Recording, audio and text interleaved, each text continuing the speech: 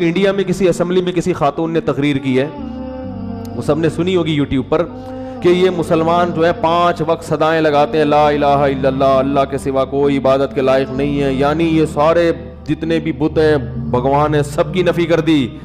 مجھے وہ سورہ صاد کی آیات یاد آ رہی تھیں. انڈیا کی اسمبلی میں جس خاتون نے یہ نعرہ لگایا ہے نا, یہی نعرہ مشرکین مکہ نے لگایا تھا. محمد صلی اللہ علیہ وسلم نے ان کو بلایا اور سب کو کہا کہ ایک اللہ ہے جس نے بنایا ہے, اتنے سارے پتھروں کے بنے ہوئے بت یہ تمہارے بھگوان نہیں ہیں.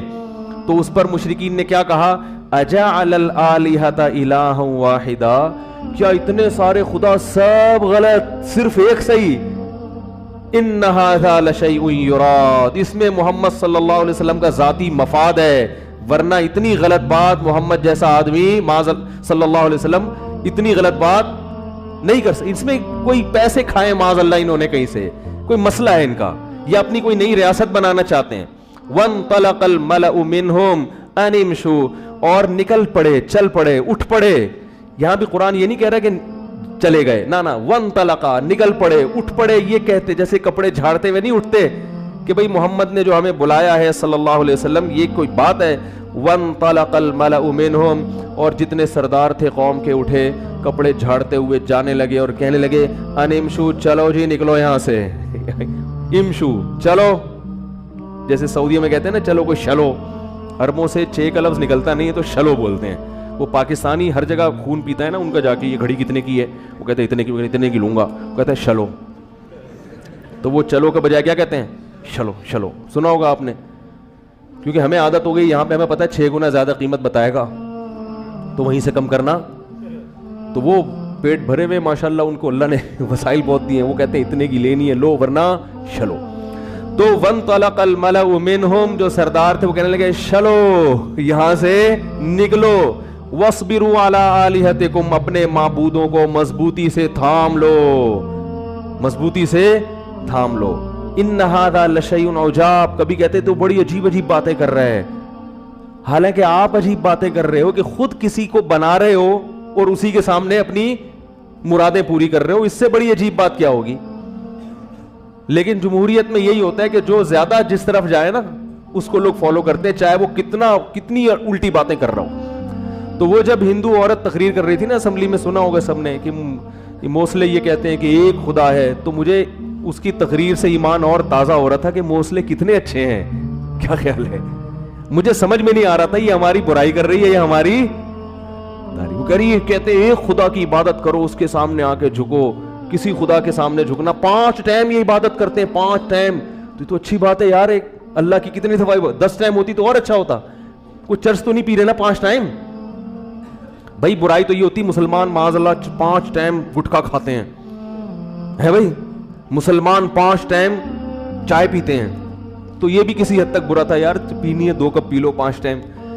5 ٹائم یہ کیا پڑھتے ہیں, نماز پڑھتے ہیں. یہ سمجھ میں نہیں آ رہا تھا یہ برائی کر رہی ہے یہ کیا کر رہی ہے. یہ تو آپ ہمارے دین کو اور انڈیا کی اسمبلی میں ماشاءاللہ تبلیغ کر رہی ہو. میرا دل چاہتا ہے اس خاتون کو ہدیہ دوں, بولو ایک اسی قسم کی ایک اور تقریر رمضان کے بارے میں بھی ہو جائے. کیا خیال ہے, پھر زکوٰۃ کے بارے میں بھی ہو جائے کہ یہ اپنے مال میں سے 2.5% نکال دیتے ہیں غریبوں کے لیے. ہائے ہائے, ہر سال یکم رمضان کو کروڑوں اربوں روپے غریبوں کے لیے ان کی جیبوں سے نکلتا ہے, مالداروں کی جیبوں سے. یہ کیسا مذہب ہے جو دہشت گردی سکھا رہا ہے. یعنی اس نے تقریر میں مسلمانوں کو دہشت گرد قرار دیا ہے, مگر دلیل جتنے دی ہیں وہ دہشت گردی کی, اس میں کہیں سے بھی کچھ بنتا بن ہی نہیں رہا نا. نماز پڑھ رہے ہیں, کہہ رہے ہیں ایک عبادت ہے, تو کچھ عجیب سی اس بات ہے.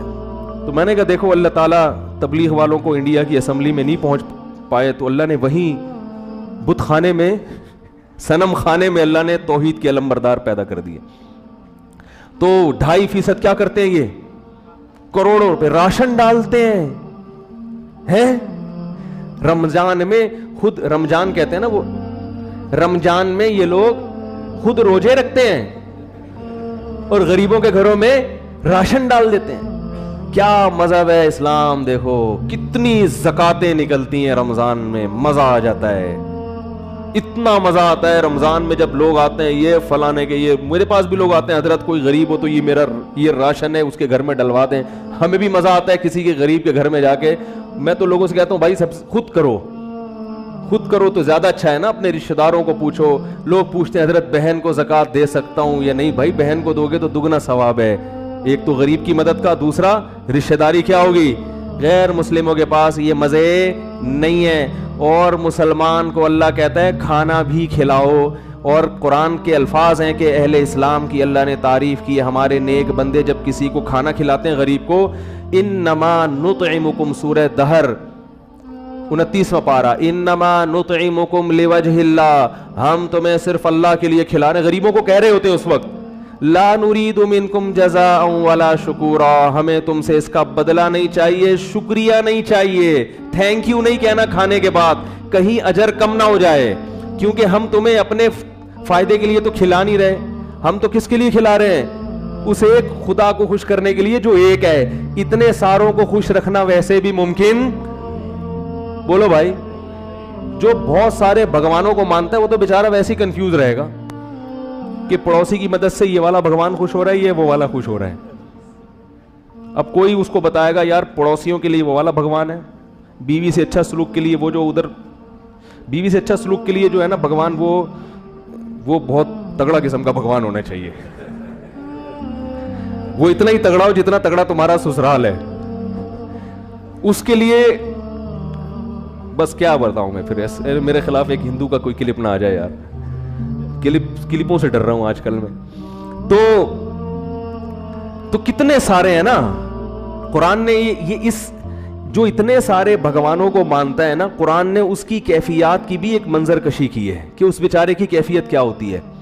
ضرب اللہ مثلا رجلا فیہ شرکاء متشاکسون ورجلا سلما لرجل, فرمایا اللہ بیان کرتا ہے تمہارے لیے خود مثال, تم نہیں سمجھتے تو اللہ ایک مثال بیان کرتا ہے.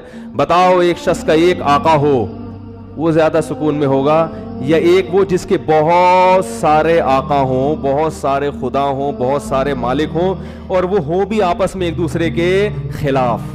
اس کو خوش کرتا ہے تو وہ والا بھگوان کا پتہ نہیں کہ وہ اس کی فیلنگ کیا ہوں گی